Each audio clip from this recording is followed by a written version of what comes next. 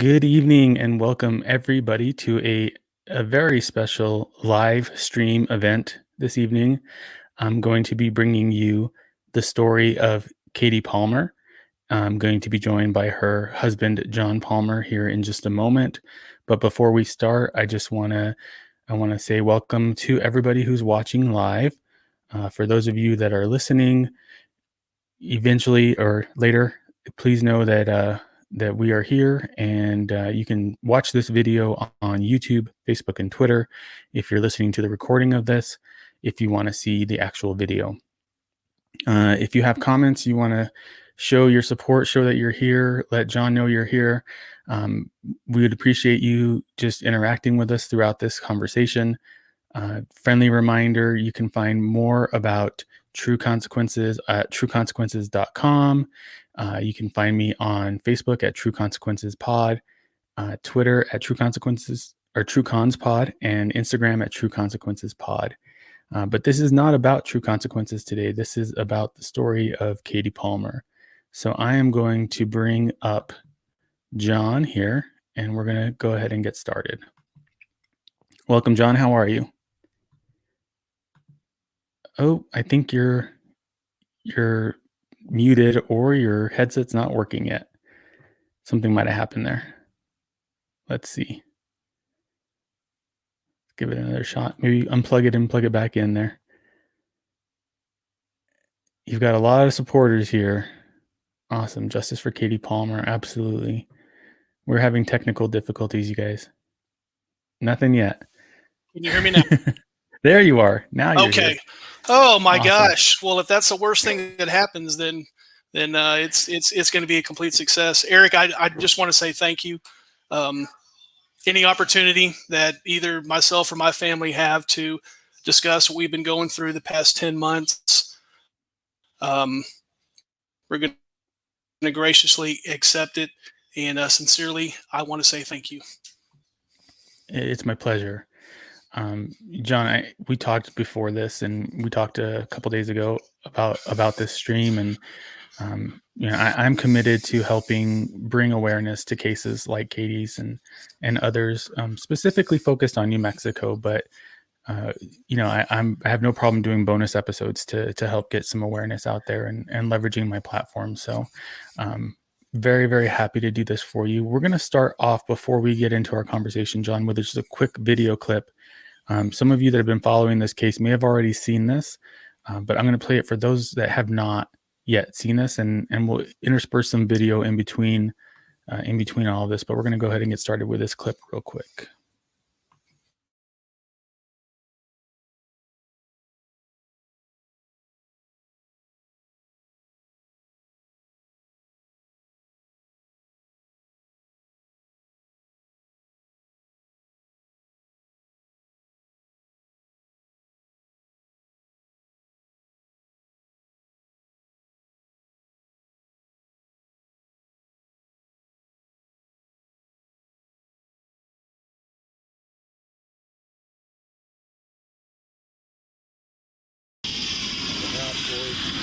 Tell me what.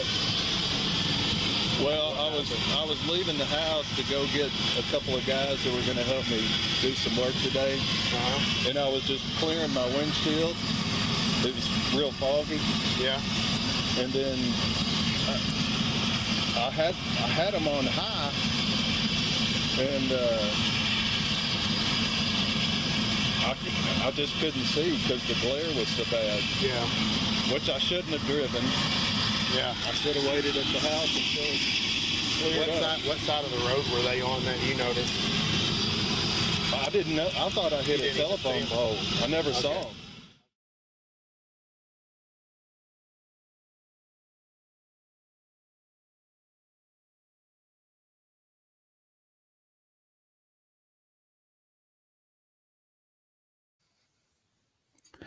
Okay, we're back. So for those of you who don't know, that was some footage from the body camera from the, what would you call him? Highway Patrol? Yes, that is a DPS officer in Texas. We call them state trooper. They're de facto state police. Okay. Yes. So that was actual footage. We have a couple more clips that we'll play throughout this conversation. Before we get into what happened to Katie, first of all, I want to extend my condolences to you and your family and Katie's family.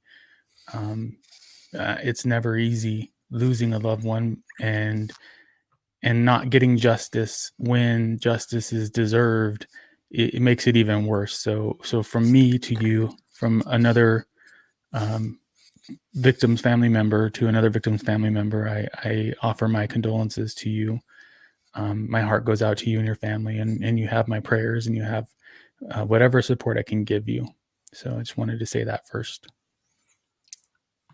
Thank you so much. That is very, very kind. Thank you, Eric. My pleasure. I know I can't say anything to make it better, but that I will offer whatever I can. Yes, so sir.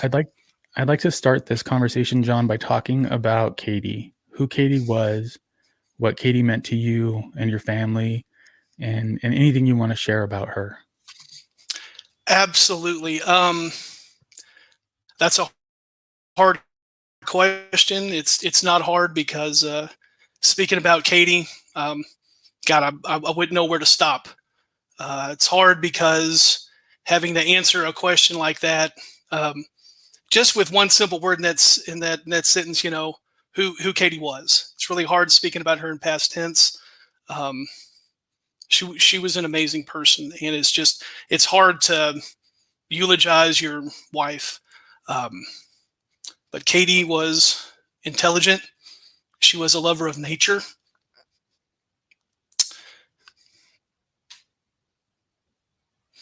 She was a lover of science. She was kind. She was respectful, compassionate, and caring. Beautiful inside and out. She was funny. One thing that I grew to love about her was this laugh. And it's funny because her mom Rhonda has the same laugh. By nature, they are very loud. And the laugh was full, and it was beautiful. You could definitely hear her before you saw her. Every day, looking back, every day that I got to hear that laugh was a great day. She was my soulmate, and hearing that laugh brought joy to my heart.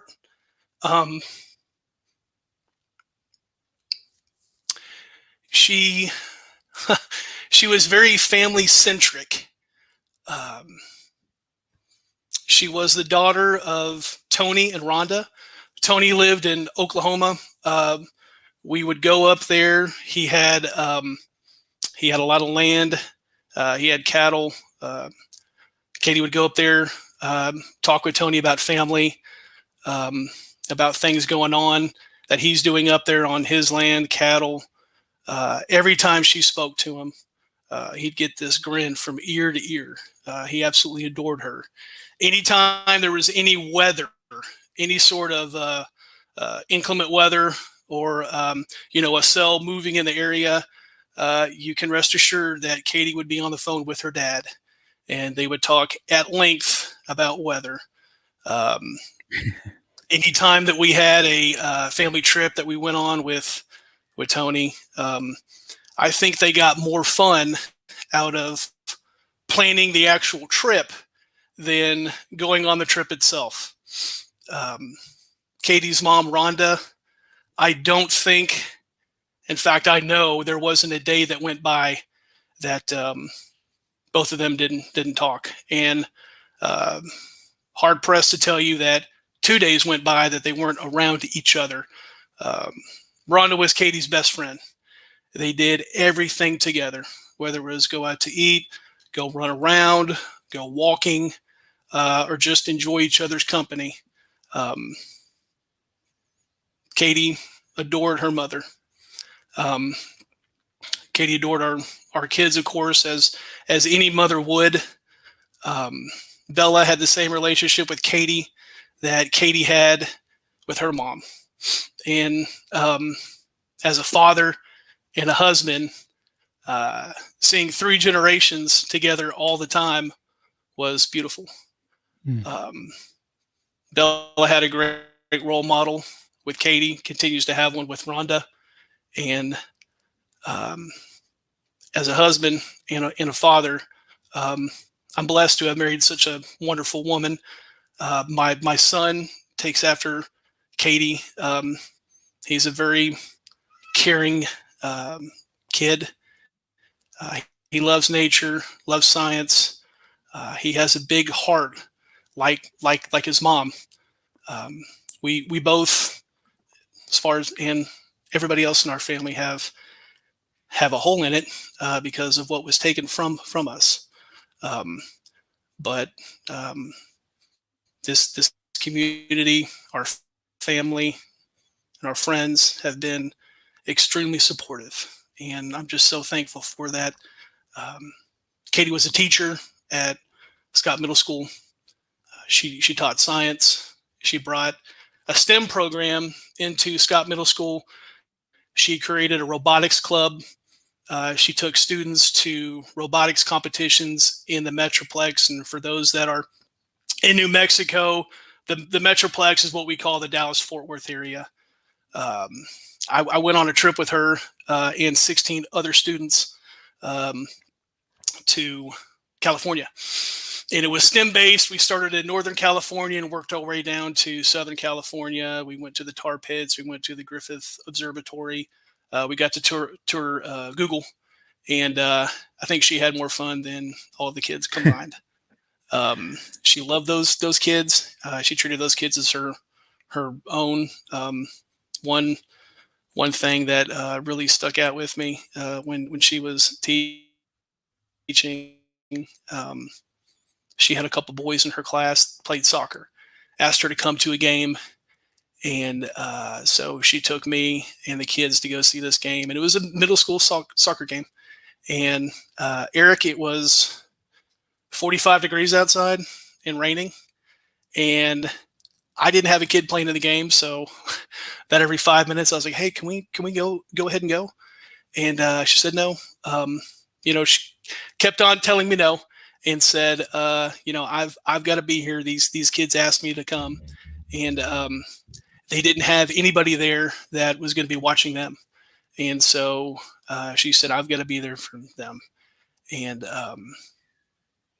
that's the kind of person Katie was. Katie was a beautiful soul. Katie burned bright, and we miss her terribly. Thank you for sharing that. Thank you for giving me the opportunity to share it. Absolutely.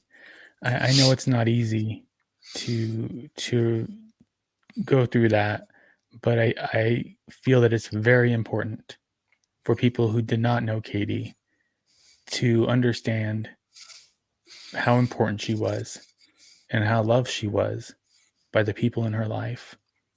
And I do that with every interview I do. I make sure that that's the first thing we talk about, because we, in true crime, it's easy to, and we talked about this before, you and I, John, but it's easy to sensationalize and turn true crime into, some people see it as entertainment. And as a family member of a murder victim, I find that incredibly offensive, because it is the worst day in a family's life when something like this happens, when something tragic like this happens. And so I just ask everyone watching and listening to remember that we are talking about somebody who was loved, incredibly, incredibly loved, and who is incredibly missed. And she deserves respect, and the Palmer family and the extended family all deserve respect as they continue to fight for justice. So I just want to put that out there before we go into the next part. So if you can, John, can you walk me through the events of the day that Katie passed away? Yes, I will. So the night before, which was April 20th, 2020, I had told her that I was going to get up in the morning and work out. We've got a little outbuilding in our backyard, and I started to work out there in the mornings and told her when I got through I was probably going to go for a walk. And she told me, okay, go ahead and wake me up, whenever you go for the walk, which is funny. Katie was not a morning person at all. So half-heartedly told her, hey, that's fine. I will absolutely wake you up to have you tell me no, that you do not want to go for a walk. So about 6:30, went out in the backyard, worked out,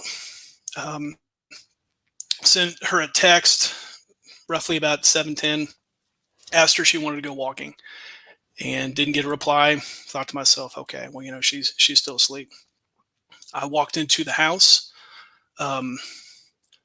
woke her up, woke her up gently because she wasn't a morning person, told her that I was going to go for a walk, and asked her if she wanted to come. She never went on morning walks with me ever. She said no. Then I gave her a guilt trip and said, come on, let's go. And for some reason, that day on April 21st, 2020, she decided to take me up on that offer. So she got ready, and I went to go tell our son Brandon that his mom and I are going to go for a walk. And Brandon frequently went walking with me in the morning. Very thankful that he didn't that day. It's a blessing that he stayed in bed. Bella was fast asleep.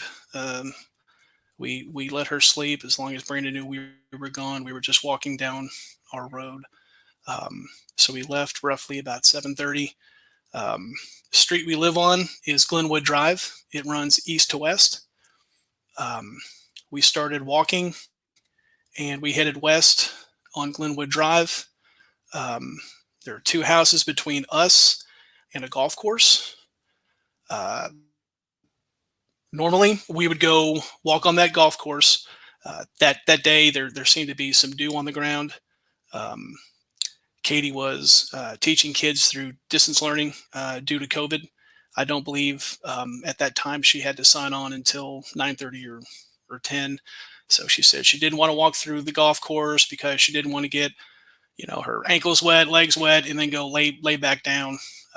So I said, oh, that's completely fine. We continued walking down Glenwood. Walked down.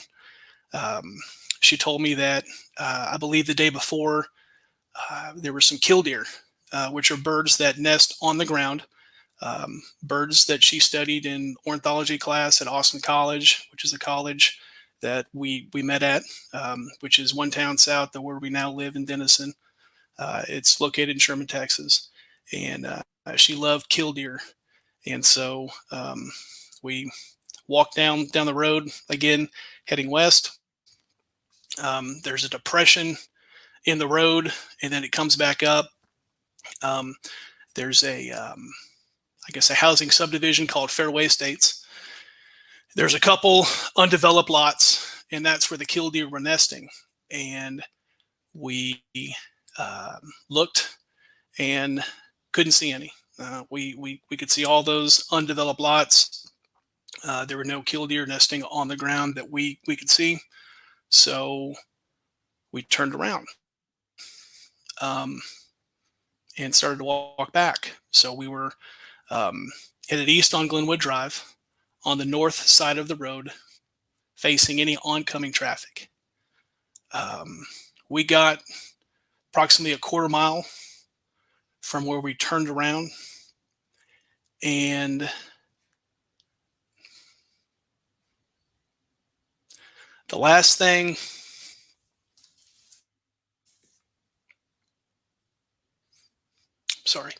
that I remember was walking with Katie, and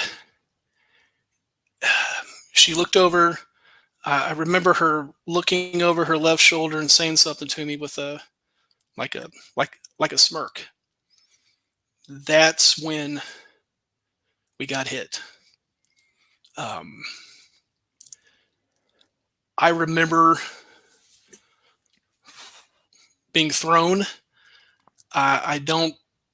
I didn't feel the impact, and we did not hear the truck. The truck that hit us was a F-250, and that's a 2 or 3 ton truck.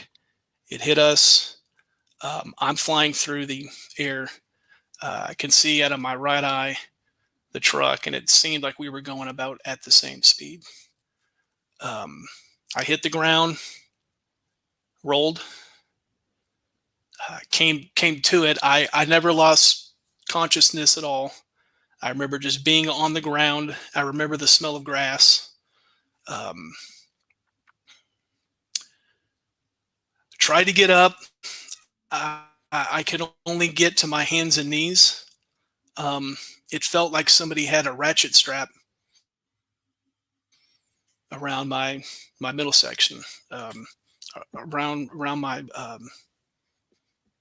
upper abdomen, and it felt like they were ratcheting it, and very, very, very, very painful. That's when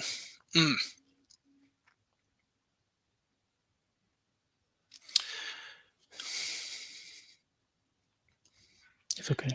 That's when I looked up and saw Katie. We had got hit in that truck, which had crossed over the road, hit us.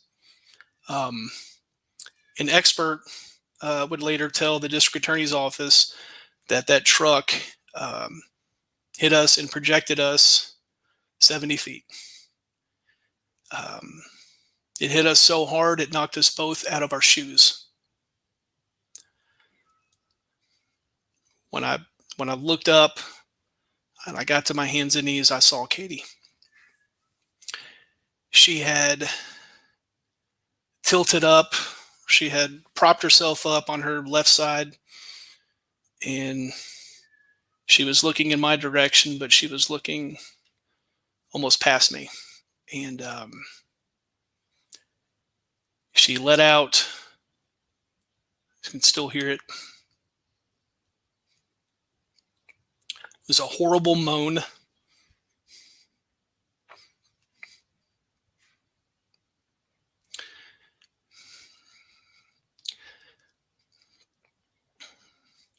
The kind of moan that you knew there was a lot of pain behind it. I tried to stand up. I could not stand up. I crawled over to my wife, laid her as best I could on her back. At this point, Cory Foster, who hit us, who was a neighbor, he had lived, who lives on our road, who lived across the street from where we went to go look for killdeer, about a quarter mile away. He hit us. He's the gentleman that was in the clip that you played. He had yelled, and I'm paraphrasing, I couldn't see. I didn't know it was y'all. I grabbed my wife's hand, and another neighbor at that time had come over, and she had sat down in the grass by Katie's head, and I was holding Katie's hand, begging for her to breathe. She was not breathing. Begged for her beg for her to breathe. I thought, man, if she could just breathe, everything is going to be fine.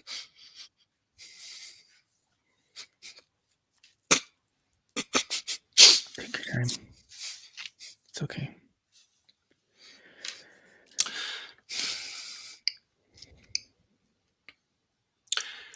She took a deep breath.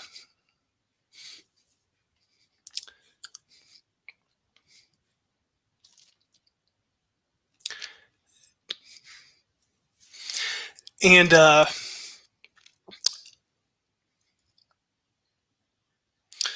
for the time being,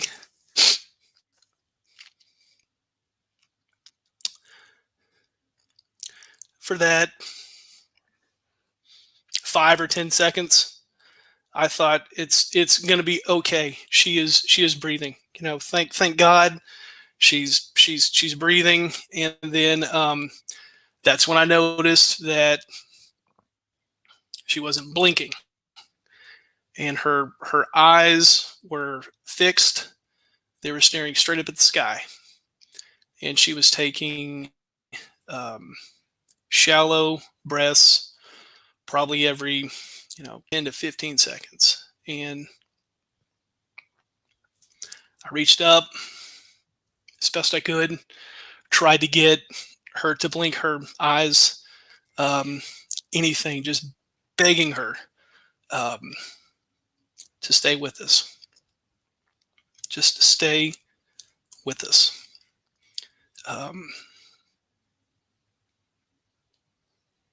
Told her how much I loved her.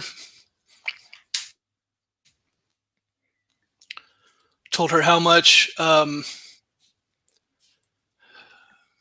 we needed her, how much the kids need her,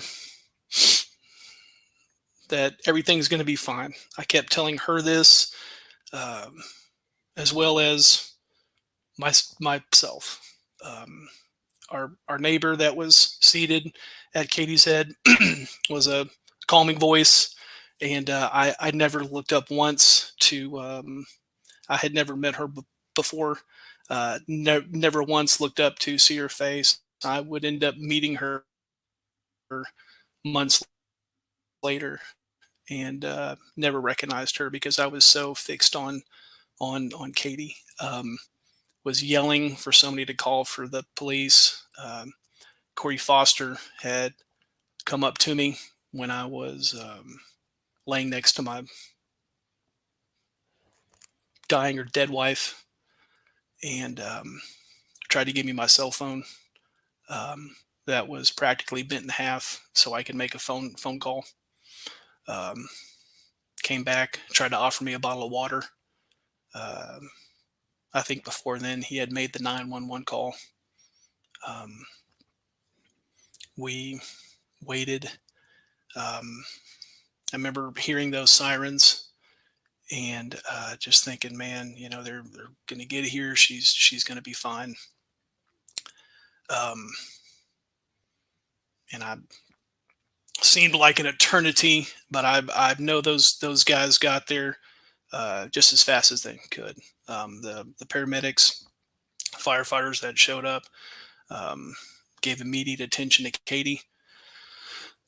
They focused on her, and then asked me if I was involved, and I did tell them I was involved. I got put on a stretcher. I got loaded back up. I got loaded into the back of an ambulance, and that point I just kept on asking. She wasn't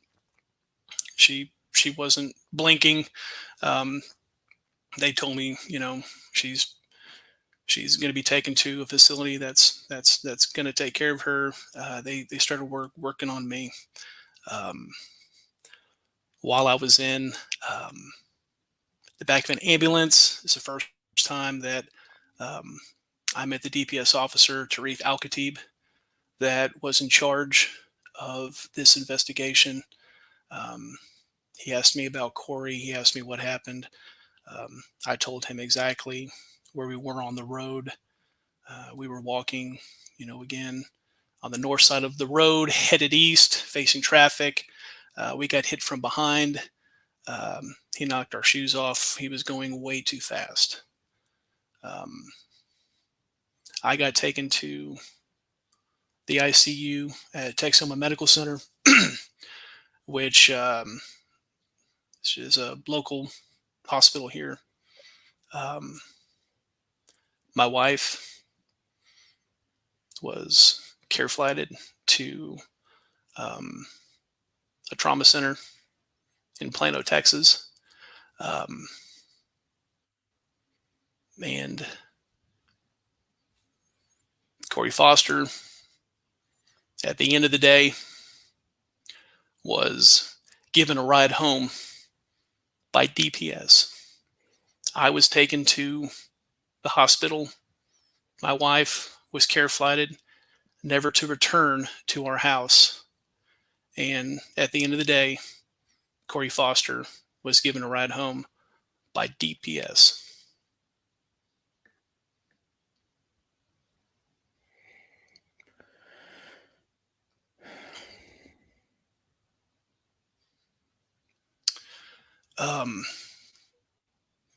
At the hospital, I was in complete shock. Went through triage. There, asked about Katie numerous times. Was told that as soon as any new information was provided, I would be updated. My brother-in-law dropped off his phone. I had some family members arrive. I got a phone call. There was a lot of misinformation that day, just with the trauma of everything that happened. I was told that she was going to be fine, that it was just some internal bleeding, and that her head was fine and everything was going to be fine. And then I got a phone call 2 hours later stating that she's not going to make it.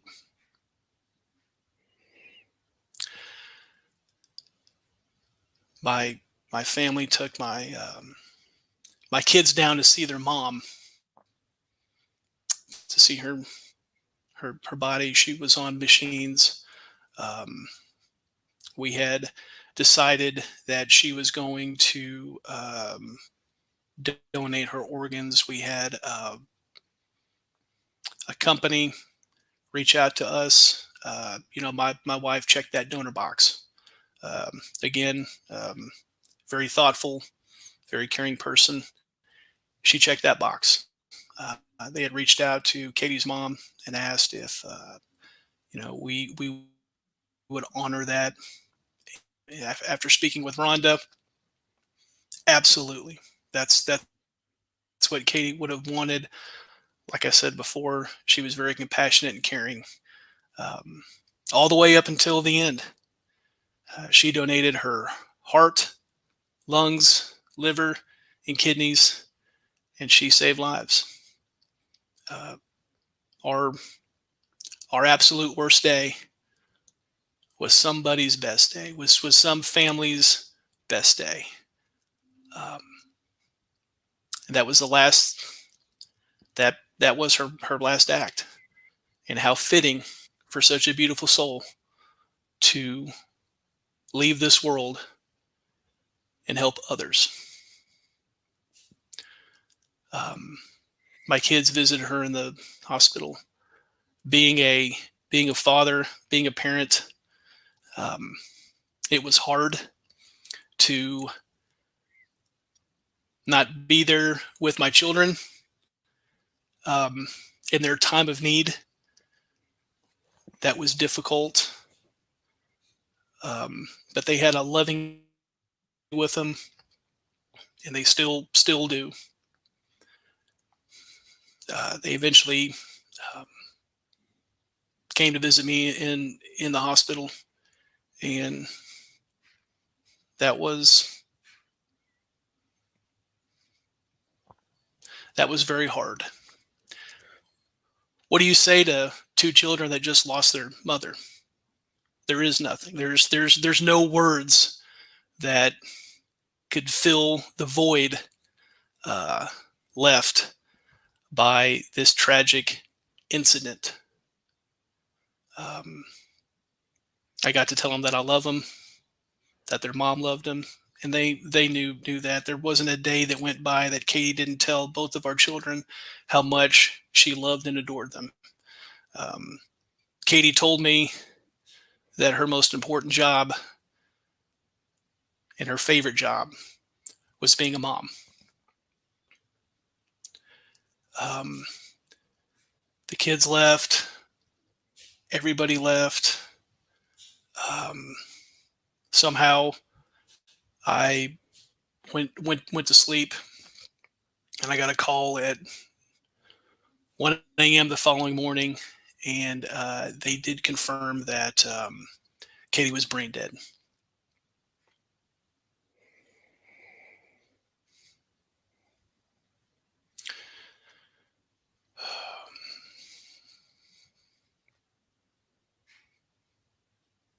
That's what happened on April 21st, 2020. I know that there is nothing that I can say that's going to make any difference. I am so sorry for your loss. And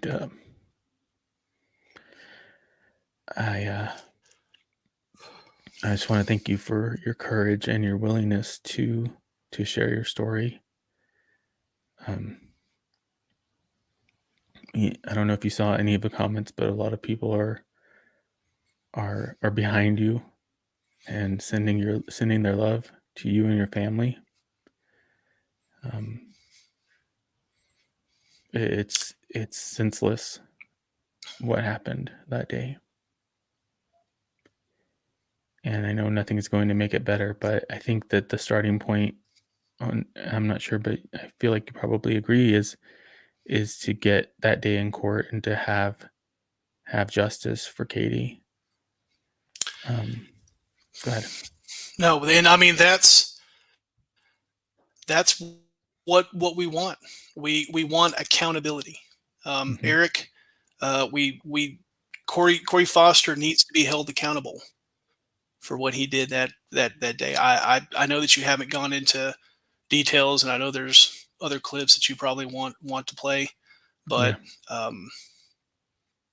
what Cory Foster did, and I'm sure what we're going to go into more detail about, was criminal, was reckless, obviously negligent.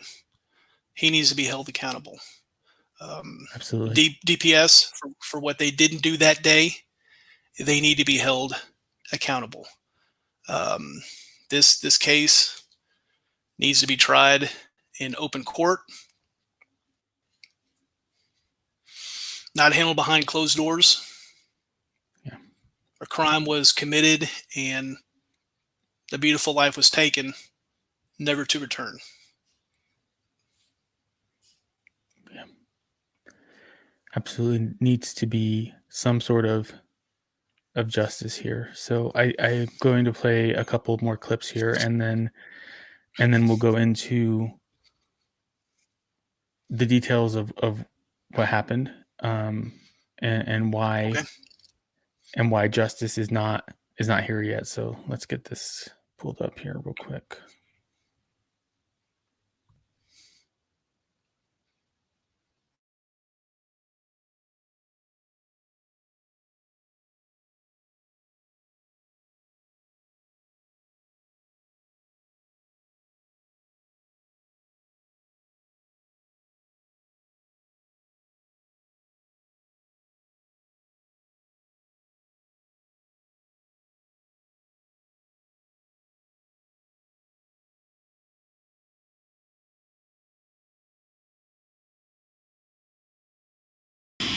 Cory? Yeah.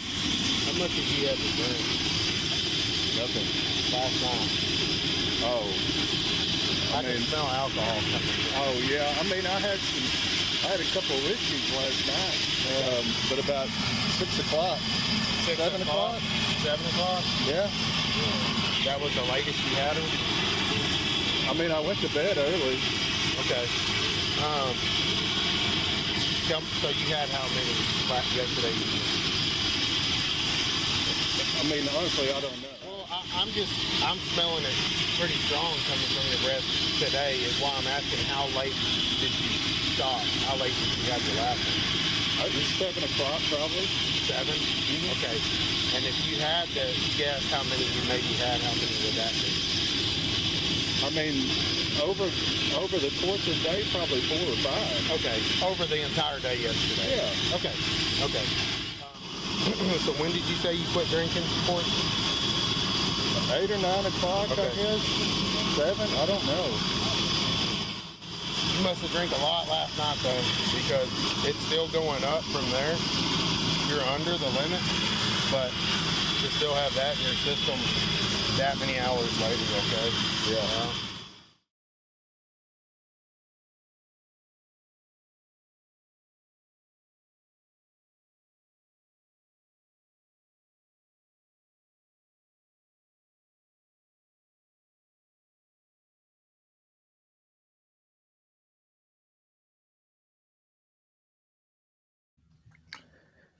I'm sorry for making you endure these videos again, John. It's never my intent to re-traumatize people, but I think that this information is really important for people to know exactly what happened and exactly why you're asking for justice and you're asking for accountability, because I think that there may have been some, and I'll let you get into that, but there may have been some leniency on the part of the initial investigator, and maybe even some negligence to a certain extent, that has jeopardized, I think, what has happened. So let's talk about how, I mean, obviously he had been drinking. Yes. We don't know if there were other substances in his system. Correct. And I'll let you talk about that as well. But to blow a .06 50 minutes after the accident, he had not stopped drinking the night before. That just, your body, it would have metabolized it more. I mean, I'm not a scientist, but that's significantly elevated alcohol in your breath. You're not a scientist, but you have common sense. And I feel as if the DPS officer that day had common sense. Cory Foster right now would be preparing for a criminal trial. I wholeheartedly agree with you. A .06, 50 minutes after crossing over the road, striking 2 pedestrians, knocking them out of their shoes, killing one and sending one to the ICU. Common sense would tell you that this man was probably, more than likely, and I'm just going to say this, I believe he was at a .08 or greater when he hit us. It's inexcusable. First off, why the trooper did not even ask Cory Foster for a blood test. Never asked him once. That was a complete and utter failure on the part of DPS that day. Complete failure. We're talking about a officer that has a lot of experience. The negligence that he displayed is horrendous. These DPS officers are the best of the best, and Sharif Al-Khatib was anything but that on 4/21/2020. And you had mentioned that we don't know what other substances he had in his system. A blood test would have shown if he did or didn't. But because there was a complete failure and horrible judgment displayed that day, Cory Foster was not given a blood test. And there's absolutely no excuse for that. Complete failure, no excuse. And Cory Foster has a history. Sorry. I was going to say he has a history of interacting with law enforcement, and he has a history of substances. I believe that's what we talked about when we first talked. Is that accurate? He's got a 25-year record. Yes. I believe he's had 2 DUIs or PIs in the past. Yes. Absolutely.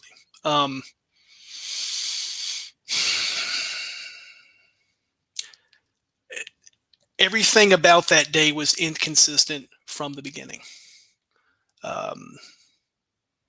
From how DPS treated Cory Foster to, as in that last clip showed, his inconsistent story on when he stopped drinking, his inconsistency on how many drinks he had. Going back to the first clip, he claimed that the fog caused his blindness, and then he blamed it on the sun. Fog and sun. He said he never saw us. He thought he hit a telephone pole. Stated to the trooper, I probably shouldn't have drove. Didn't know what side of the road he was on. Didn't know what side of the road we were on. Didn't know where he was at. In that first clip, in my opinion, he seemed confused. Yeah. And just so everybody is aware, he hit us at roughly 7:45 in the morning. The trooper was dispatched from Pottsboro, Texas at 7:55 in the morning and arrived on scene at approximately 8:15 a.m. So when you're first seeing Cory Foster for the first time on body cam, it had been 30 minutes. And still, in my opinion, he looked confused and dazed. And if Tarif Al-Khatib had done his job that day, our family wouldn't be here 10 months later with nothing but questions that don't have answers.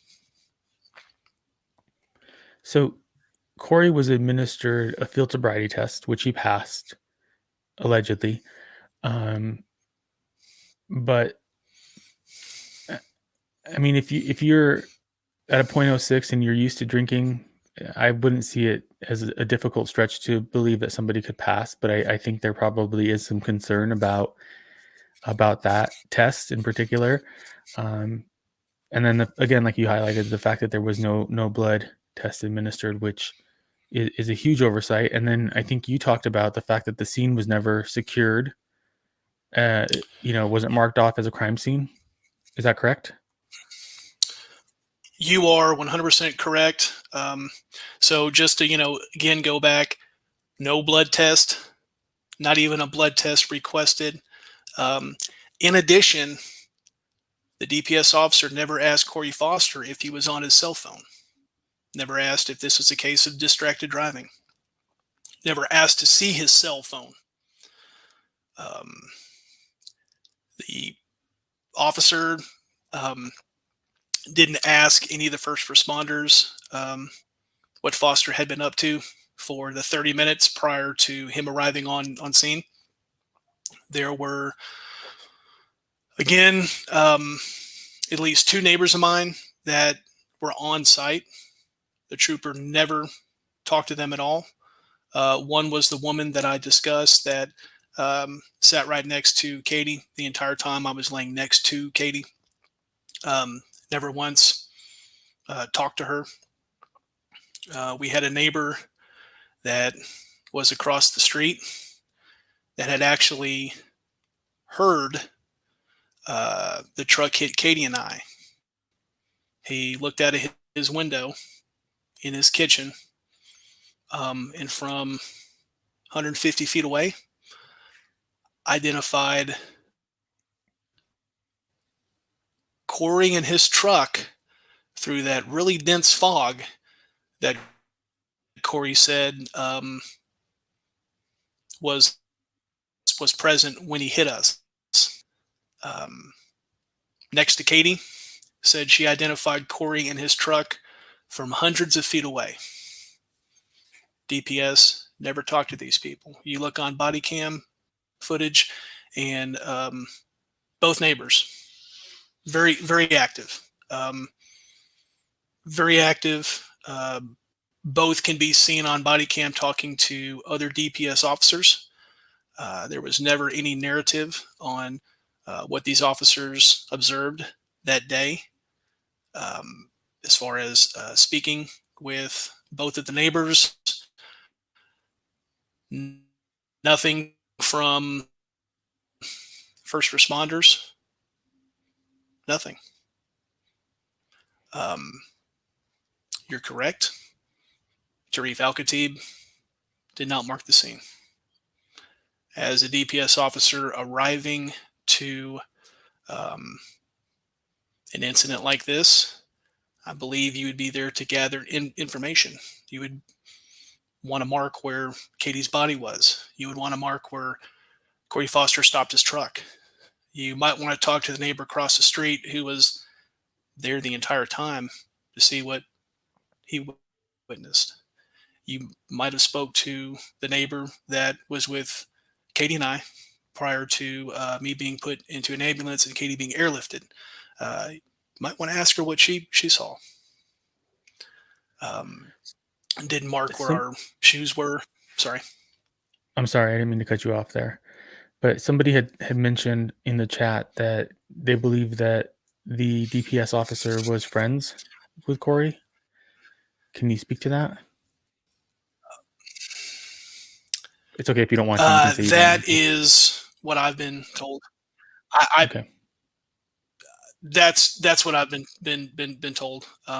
I do know that both of their wives worked together. They're both hairstylists. Both wives worked together. Both wives were employed together. I find it very hard to believe that Tarif Al-Khatib would not know Cory Foster just by their wives working together. Would not know what kind of person Cory Foster is. I find that very hard to believe, Eric. So no investigation, not even the fundamentals of investigation. Aside from talking with Cory, so that's frustrating in and of itself. Can we talk about what happened with the grand jury and the DA and where you're at now, and then we'll kind of wrap up with what you want, what you want to see happen and what we can do to help you. Sure. Well, I guess we can start with the district attorney. Our district attorney is Brett Smith. I reached out to Brett, wanted to know what the status of this case is. I don't remember how many weeks had passed. I know that, again, this incident occurred on the 21st of April, and the grand jury hearing was on the 19th of August. And I first called Brett Smith and asked him about the case. He told me that he was aware of the case. He informed me that he hadn't received the final report from DPS, and he was waiting on that, and stated that I probably knew more about it than him, which the time was absolutely fair. He hadn't received the paperwork. It's fine. My lawyer had received a copy of the crash report from the DPS officer directly. So we probably at the time did have more information than Brett did. I think a week or so had passed. My mother-in-law, Rhonda Neal, reached out to Brett. She had found a phone number for him, I believe on Facebook. Called Brett. That was her first dealing with Brett. Did not go how my first interaction with Brett went. He was hostile, very agitated that she had a cell phone number, told her that you should never contact a public official on their cell phone, regardless if it was posted on Facebook or not. She just looked his profile up. That's a mother that just lost her daughter. Okay. No one could blame her for calling him. Told her at this point he had heard nothing about it, didn't know who Katie was. Eric, how would you feel? I think if your daughter was killed and the one person that you're going to have to put all your trust into told you, after telling me that he knew about the case, told you that he had no knowledge of who she was, and that you shouldn't have called her. Pardon me, you shouldn't have called him. I don't think that would set well. No, I don't think that would set well at all. Our family was very emotional. Our friends and family, very emotional at this time. We have no platform. Okay. The only platform that people have sometimes, social media. So Rhonda took to social media. She was very, very emotional, as she should be, and had posted about this conversation with our district attorney, Brett Smith. As a result, and as you could imagine, a lot of people were not happy with this.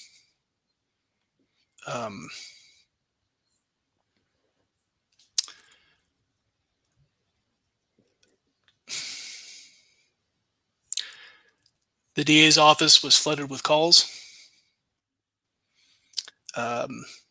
Brett Smith was put in a spotlight on social media. The next two phone calls I received from Brett Smith weren't about our case. They were about his public image and social media, about what's being said about him on Facebook. That's what our elected DA, who campaigned for this position, called me about. As a victim and a widower, I apologized to him. And told him that I would do everything I could to, ease this burden that was put upon him. And then the fourth meeting we had was between myself, Rhonda, Tony, who's Katie's father, and Logan, who's Katie's brother. And it was with Brett Smith, Don Hoover, who's a prosecutor, and there was a female prosecutor there as well. Meeting started off. I brought pictures of Katie and wanted to introduce them to Katie. They had never met Katie. Don Hoover and the other prosecutor there looked at all the pictures and seemed very interested in what we had to say. Brett was very dismissive. Told me that he'd already seen this all on Facebook and tried to stop me. I told him he's going to have to wait. I've got to get through this. I've got to introduce you to my wife.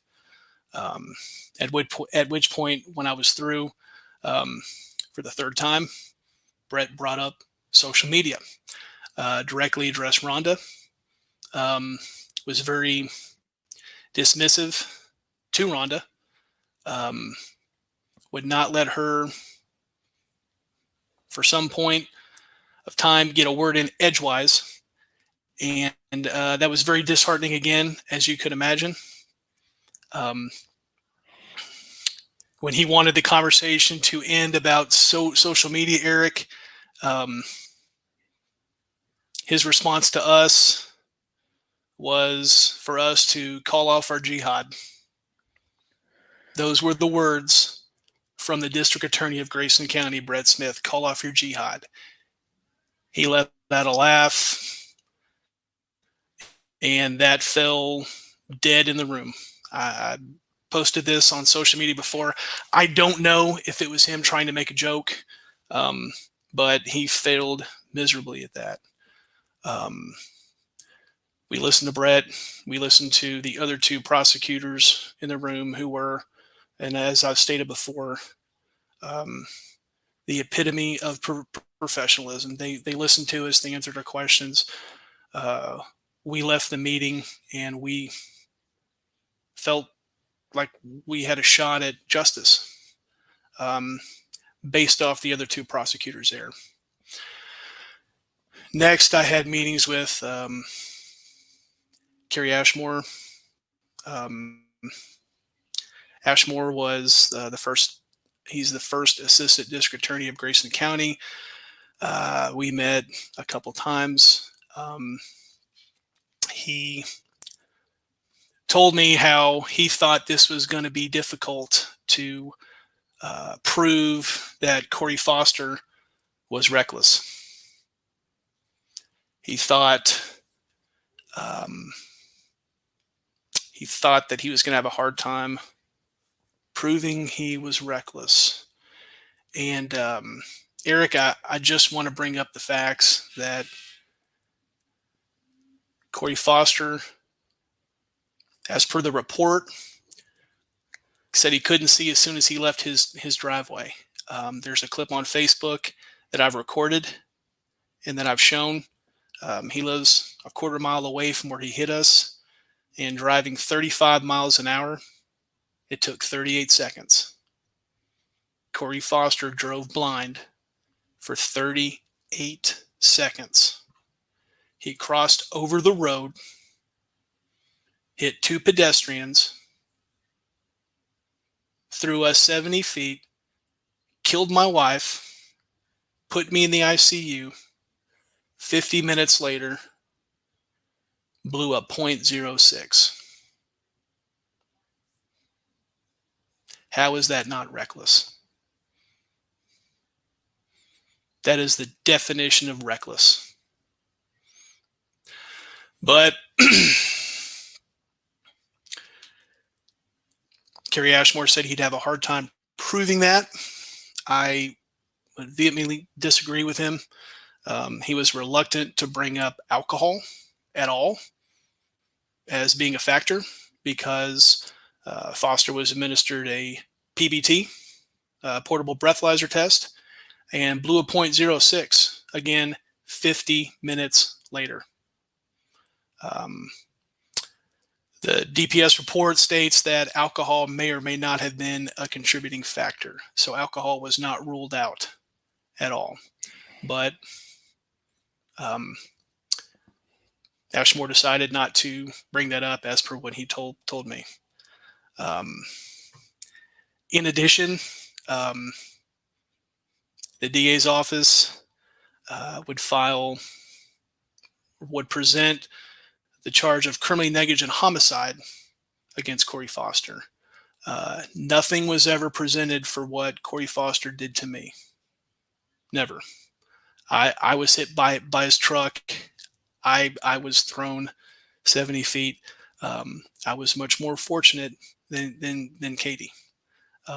Obviously, I did not die from the incident or the impact, but the DA's office never brought up charges against Cory Foster for what he did to me, which is simply put aggravated assault. So that was another failure. So we can get to the grand jury. The grand jury, Eric, was was held on August 19th. And the show of support from family and friends that day was amazing. It was a true testament to what an outstanding person Katie Palmer was. Throughout the entire day, I bet we had 75 to 100 people throughout the day, from 8:30 in the morning to 3:30 p.m., showing their support for Katie. I believe I went up there at about noon.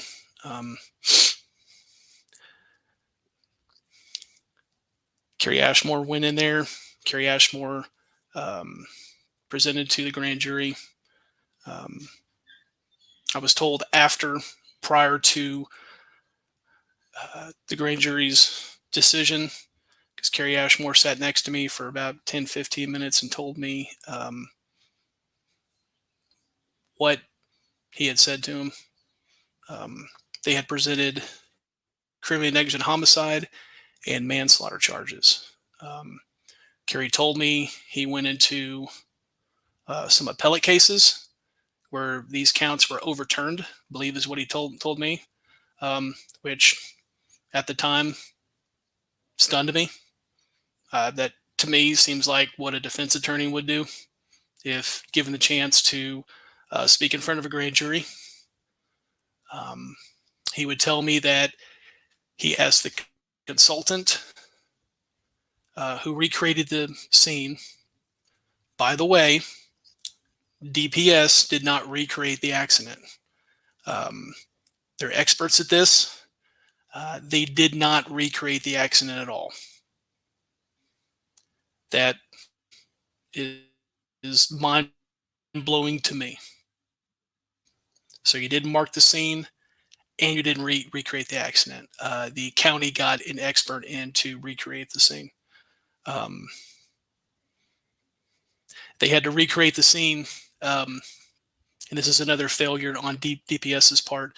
They had to recreate the scene with pictures my wife's aunt took the day after. Pictures my wife's aunt took the day after, because I believe the only pictures that the DA got were pictures of the truck. So again, another complete failure. He told me that he had the consultant talk to the grand jury about a theory about drift, and what drift is. When you aren't paying attention to the road, or maybe look down at your phone, I believe there's a certain amount of degrees that you will drift over. And at the rate of speed they said he was going, which was, I believe, around 40 miles per hour. I think they said 34 to 44 miles per hour. So we'll call it 40 miles per hour. Said that it would have taken him 2 seconds to drift over from where he might have been to when he hit us, which again is very confusing to me. Everything I've read, everything I've been told, Cory Foster being distracted by something he was looking at outside of his vehicle or his cell phone, that was never brought up. So we're already introducing doubt, which is what I believe that Carrie Ashmore did. Tarif Al-Khatib went in there and testified after Carrie Ashmore was finished. Tarif came out, looked me in the eyes, and told me he thought that everything went just fine in there. He expected to see me again for court. And as he was shaking my hand, I held on to his, and I looked him in the eyes and asked him if he did everything that he possibly could. And he looked me in the eyes and said that he could. That he did. After Sharif was done, the consultant went in. The consultant that recreated the scene, he was in there for same time, 30, 45 minutes. And then he left. I had actually gone in prior to Sharif. I spoke to the grand jury. I gave my testimony. I answered my questions, and then again sat and watched Sharif and watched the consultant leave, and then Carrie Ashmore went back in there,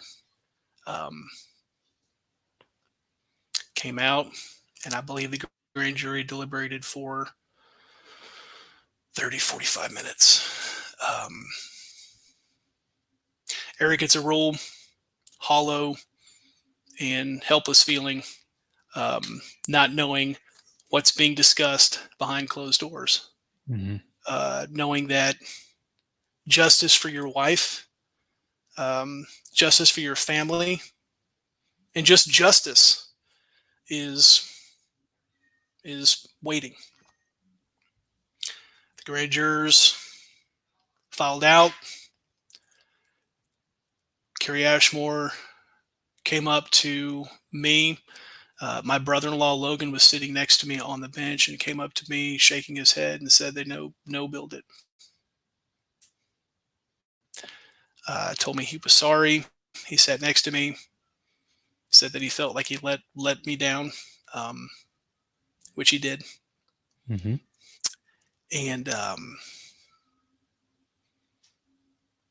I hugged my brother-in-law, Katie's brother. Didn't have any words.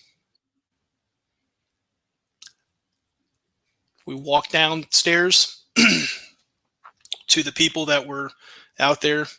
We told them that the grand jury decided to no bill the case, and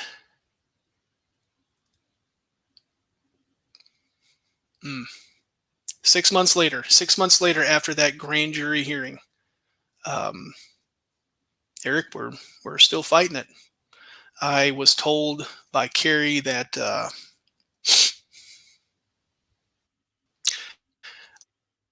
only 11 jurors showed up. The grand jury consists of 12. 11 jurors showed up. One juror recused himself, which left us with 10. In Texas, you have to get 9 votes for a true bill. So already the odds were stacked against us before the day even started. We had to get 90% of those jurors to agree, just to agree that there was enough evidence to move to a petit jury, to have this go to trial. And apparently we fell short. The DPS report, which I'm hoping that the grand jury saw, there was a warrant at large in there, an arrest warrant for criminally negligent homicide, Mm-hmm. which to me states that DPS thought that Cory Foster was guilty of that charge. I've been told that the consultant also would confirm that they believe that he should have been brought in for criminally negligent homicide. So if you got two entities that state that, yes, we're in agreement that this man was reckless, I think the fault lies with the DA's office. 110%.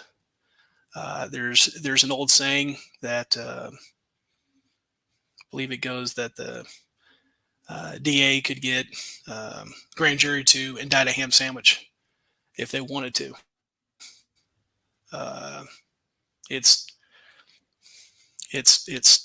just known that prosecutor can go in there, and if they're passionate about a case, they can get an indictment with the facts alone that we've already talked about. How did the DA's office go in there and not get an indictment? It's a complete failure of justice. Complete and utter failure from the top all the way down. From the beginning. Correct. It's been that way. Yeah. It absolutely has. What can my listeners, what can the people watching, what can the people on social media do to help with Katie's cause? Keep standing with us. We have a Facebook page, Justice for Katie Palmer. Stand with us. Help us get accountability. Cory, like I said before, Cory Foster needs to be held accountable for what he did. DPS needs to be held accountable for what they didn't do. This case needs to be tried in an open court. Cory Foster was reckless. Cory Foster was negligent. Katie Palmer was killed.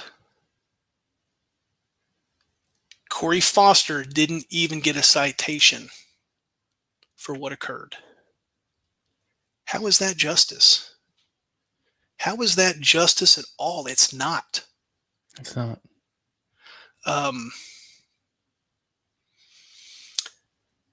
If you live in Texas, there's a bill that Representative Terry Meza has put before the Texas House.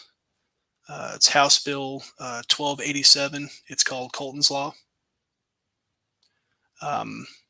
There was a young man, Colton Carney, had been driving to work. His truck broke down. He decided to walk to work.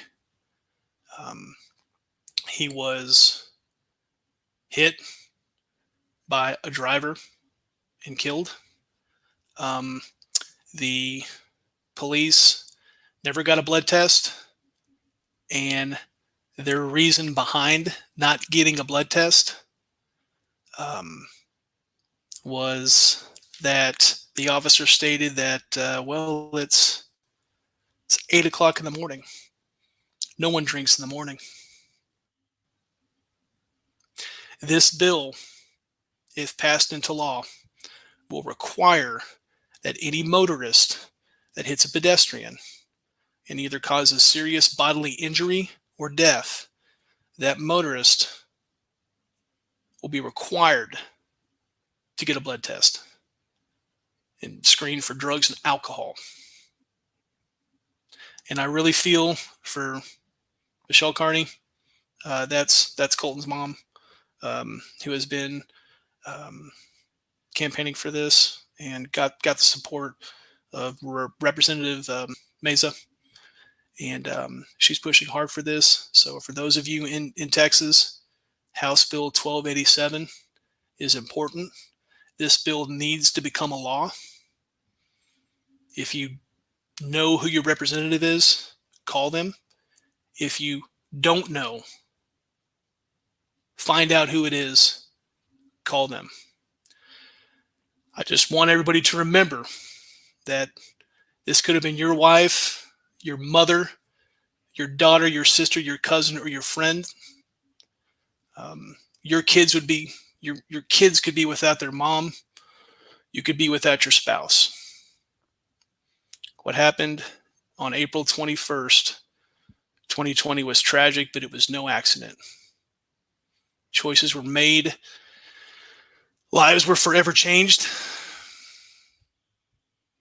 And in this case, one beautiful soul was taken from us and never will return.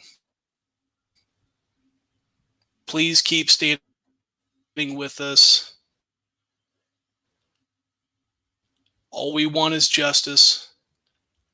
All we want is all we want.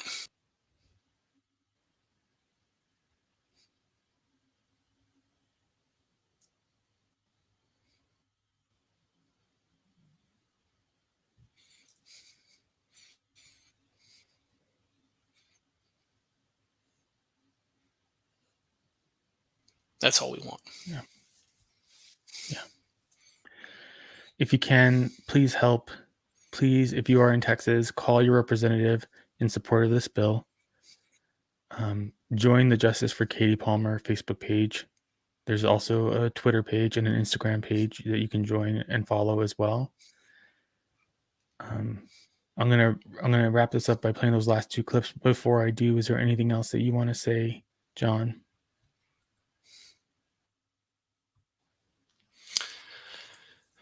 Eric, I just want to thank you. Again, for those of us that don't have a platform, for you to allow us to come on your podcast means a lot. It helps us in our fight for justice. And I just want everybody to remember, you could be me. You could be fighting 10 months later for justice. You could be fighting an uphill battle like me and my family are fighting here in Grayson County, Texas. There has to be accountability. There has to be accountability for Cory Foster, for DPS, and for the Grayson County District Attorney's Office to be transparent. We're not asking for much. We're asking for justice. Please stand with us. Thank you very much, Eric. Thank you, John. Thank you, everybody, for joining. I'm gonna get emotional now, and I've held it together the whole time. So my heart goes out to the Palmer family and to Katie's family as well. And whatever I can do, you are always welcome back on this show to give us an update, to ask for any additional support you need. If there's anything you need me to share on my social media platforms, let me know. I'm here for you. I'm here behind you, supporting you. I know better than most what it's like to not have justice for a family member. It is the worst feeling. It's almost, I don't want to say it's worse than losing that person, but it does make it a lot harder to grieve. And so thank you for being so honest and so upfront and willing to share Katie's story with us. And thank you to everybody for listening. Thank you, friend. Absolutely. We're going to play those last 2 clips, but just stay safe out there, everybody, and call your representative, get involved, and see what you can do to help support this cause.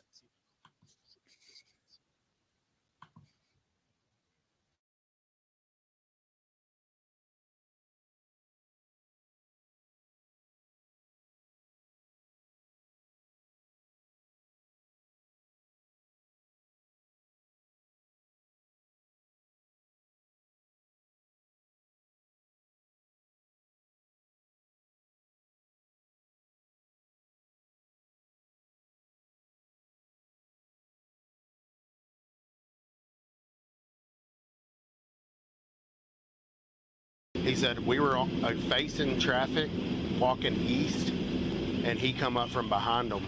So he was on the wrong side of the road too, and hit him. And his left headlight and stuff was hit him, but he's in an F-250. And he said he thought he hit a telephone pole. He's like, I didn't even know what I hit, because he said my windshield was real misty and stuff and fogged up, and he's driving towards the sun. So. And it crept and crept and crept, and then it got to an 06. But I mean, I could smell it when I walked up, you know. Hey, bud. You guys really feeling into 06? They're supposed to hit him at 06. What? You asking for blood? No, we're not going to. That was still from last night. Hey, we got that list.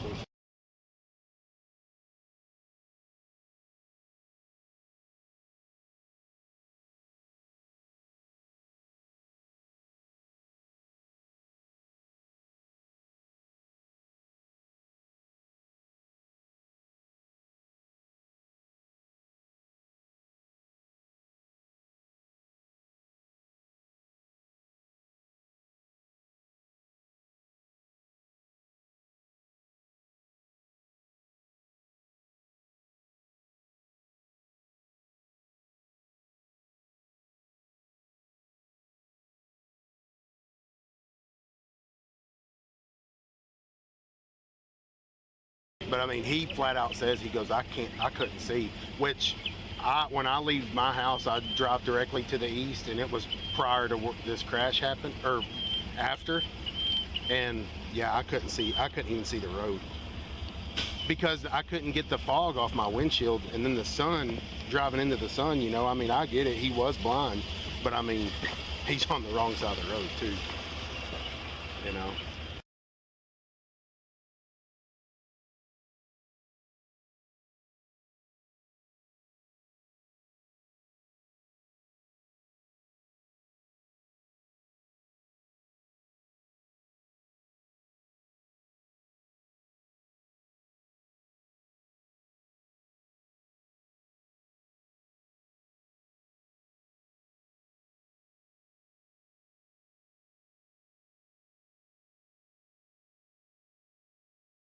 I can't believe he was that high still today. He said, he's like, man, I quit drinking like at 8 o'clock last night, which I'm not really buying that to be that, you know, at this time of day.